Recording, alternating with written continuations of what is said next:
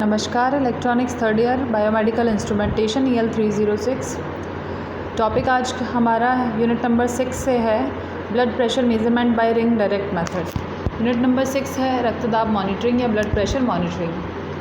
Blood pressure measurement by direct method में 3 विधियाँ होती हैं। एक तो PI मेथड होता है जिसको कि परक्यूरेटिनस इंसर्शन मेथड कहते हैं, और दूसरा है कैथेटराइजेशन मेथड, और तीसरा होता है इम्प्लांटेशन अथवा प्रत्यारोपण विधि।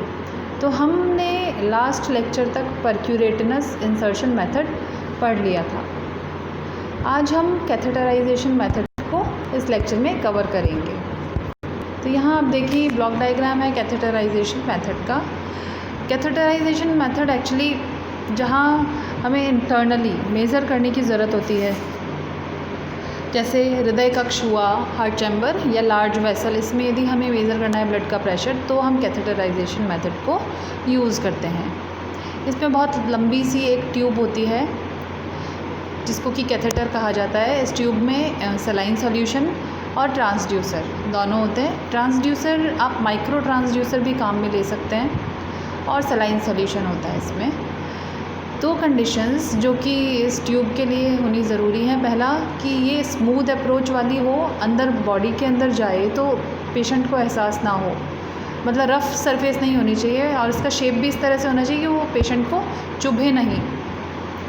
दूसरा, ये स्टेरिलाइज़ की हुई होनी चाहिए प्रॉपर्ली। स्टेरिलाइज्ड का मतलब इसमें किसी भी प्रकार के जीवाणु, जर्म्स इत्यादि नहीं होने चाहिए, और क्योंकि ये ब्लड के साथ और बॉडी के इंटरनल पार्ट्स के साथ डायरेक्ट कांटेक्ट में आती है, तो इसलिए इन्फेक्शन होने के चांसेस बहुत ज़्यादा बढ़ जाते हैं यदि इस पर कोई जीवाणु अथवा जर्म्स रहते हैं तो इन सब चीज़ों से बचने के लिए इनका स्टेरिलाइज़ किया जाना अत्यधिक आवश्यक है। हार्ट चैम्बर में जब इस कैथेटर को इंसर्ट किया जाता है तो इसमें मौजूद सलाइन सॉल्यूशन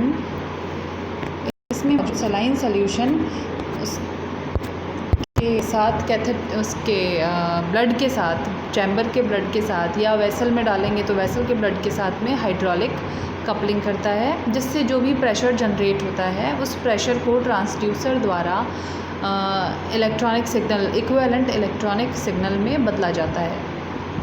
इलेक्ट्रॉनिक सिग्नल प्राप्त होने पर इलेक्ट्रॉनिक प्रोसेसर को भेजा जाता है, और इलेक्ट्रॉनिक प्रोसेसर उस सिग्नल को डिस्प्ले यूनिट पर डिस्प्ले करवाता है।